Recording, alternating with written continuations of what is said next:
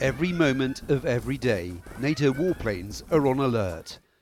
This is an exercise, but here in Lithuania, it really matters.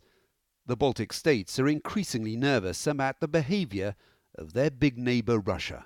I can say Cold War because it's the very hot war. The Russians, they occupy the part of Ukraine, and they concentrate the forces, and I think we should be ready to defend our states if this aggression will continue.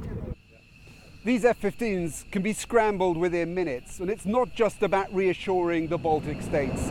It's also about sending a clear message to Russia too.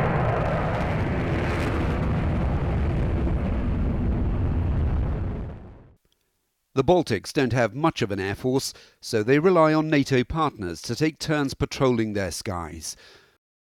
Normally, there are just 4 warplanes, but this month the Americans have sent 10, and there are offers of more planes too.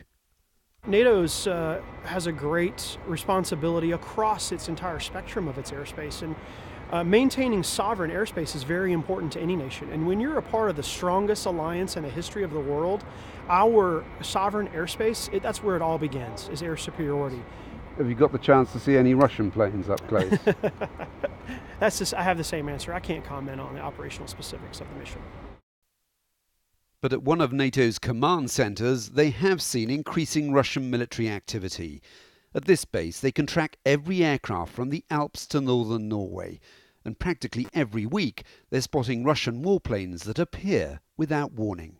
We've seen a slow increase over the years, consistent with Russian ambition, if you like. Their air forces now receive more money. We know that, everybody knows that, and so we see more activity. Yeah. Is that worrying? I would say it's not worrying, but we need to be sure we're aware of it. Yeah. This is still a modest military response, and NATO officials are playing down talk of a new Cold War. But out on the Eastern Front, the alliance's smaller members are looking for assurances and a stronger show of force. Jonathan Beale, BBC News, Lithuania.